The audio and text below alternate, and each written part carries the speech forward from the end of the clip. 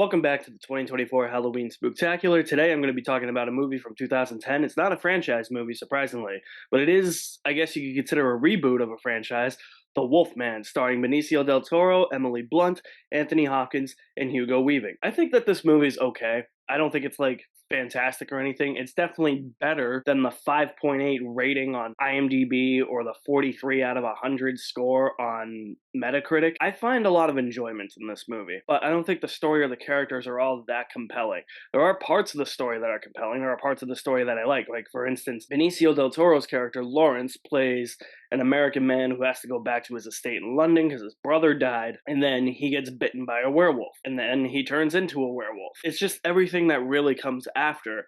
It doesn't really sit well with me. It just falls into a generic horror movie cliche type of thing, but it is fairly well directed. It's directed by Joe Johnston, Jurassic Park 3, the first Captain America movie.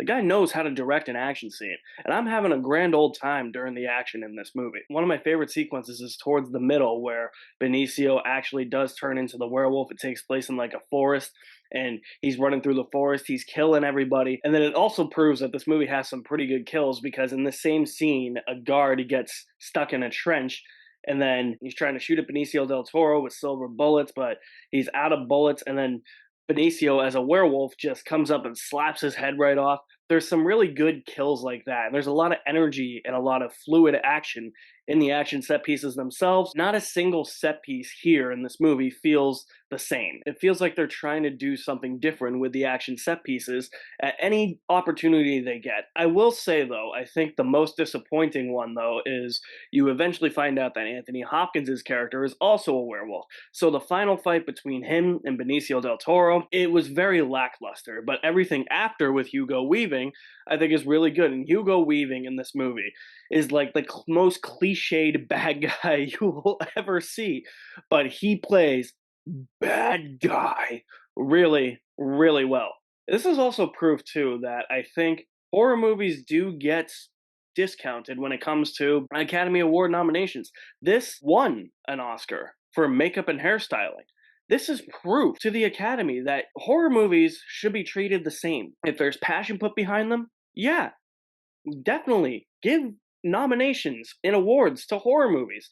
Don't just discount them because they're scary movies. They have the same amount of time and effort put into them as big budget blockbusters, as passion project dramas, as all the Oscar bait movies that you could ever think of. There's the same amount of passion, time, and effort put into these movies like this, and I'm really happy that this movie actually did win an Oscar for makeup and hairstyling, because the makeup and hairstyling and even the costuming is really good. It is weird, though. I do think that this movie proudly represents Gothic era London, Victoria era London, with the costumes, long trench coats, people walking with like those canes and the top hats. That's what you think of when you think of a movie like this. I'm just not huge on the real look of the movie. I don't know what it was with horror movies involving werewolves and vampires from like the early 2000s to 2010, because they all had this like grayish tint to them.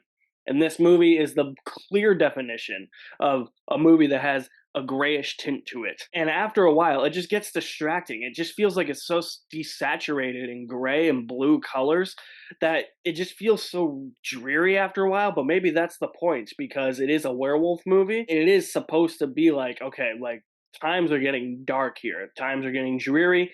It's not supposed to be fun. But I do appreciate this movie. I think it gets less credit than it deserves. Even if some of the cinematography is not as good, some of the story's not as good, the characters aren't as fleshed out, and it does follow every cliche you can think of for a werewolf movie. I think it's got some chops. I don't think that it deserves a lot of the hate that it gets. I'm not saying it's a great movie, but it's a decent enough distraction, and the director's cut for this movie is actually, I think, fairly good. I've seen both the theatrical and the director's cut. It's not one of those things where it's only extended by like 2 minutes or something. There's a full 15 to 20 minute extended cut of this, and I think it actually flows a lot better in terms of the editing, some scenes that are added in. It works a lot more. I'm gonna give The Wolfman a B minus. It's a fun enough movie. Entertained by it, great movie? No. But movie that I don't think gets enough credit, and a movie that proves that horror movies can get Oscar nominations and win. I want to bring up one of my negatives as well, the CGI.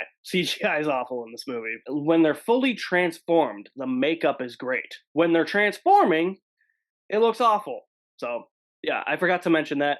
I'm plugging that in at the end of the video here. So, have you guys seen 2010's The Wolfman? If you have, let me know what you think of it in the comment section below. I'll leave my link to my website in the description below as well. You guys are the best. Stay tuned for more videos in the Halloween Spooktacular coming very soon. My name is Alex Madden, and I'll see you at the movies somewhere.